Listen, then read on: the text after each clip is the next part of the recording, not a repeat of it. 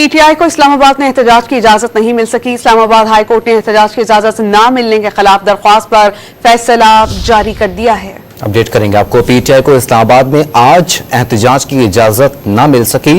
Islamabad high court ने एहतजाज की इजाजत न मिलने के खिलाफ दरख्वास्त पर फैसला जारी कर दिया। मजीद जानते हैं डॉन न्यूज़ के नुमाइंदे उमर बर्नी से।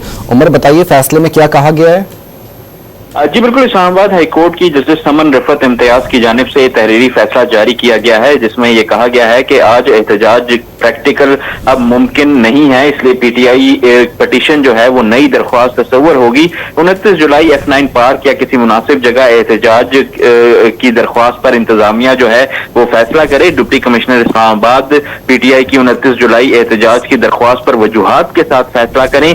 असिस्टेंट कौंसल एहतजाज की इजाजत न देने की वजूहात से मुतल्लिक मुतमईन ना कर सके। दरख्वास्त गुजार ने कहा कि 29 जुलाई F9 पार्क में एहतजाज की इजाजत दी जाए। दरख्वास्त गुजार ने अंडरटेकिंग दी कि एहतजाज पुरअमन होगा, कोई लॉ एंड ऑर्डर की सूरत हाल जो है वो नहीं बनेगी। अदालत ने फैसले में करार दिया है कि एडवोकेट जनरल इस्लामाबाद ने अदालत को बताया कि 18 जुलाई से 2 माह के लिए दफा 144 नाफिज है। एडवोकेट जनरल ने कहा कि 29 जुलाई एहतजाज की इजाजत तभी हो सकती है अगर बाकी सियासी जमातों की लॉ एंड ऑर्डर सूरत हाल पैदा ना हो। अदालत ने करार दिया है कि मुनासिब पाबंदियों के साथ आइन में पुरअमन एहतजाज हर किसी का हक है। किसी और सियासी जमात के थ्रेट की बिना पर पटिशनर पार्टी के आईनी हकूक सलब नहीं हो सकते।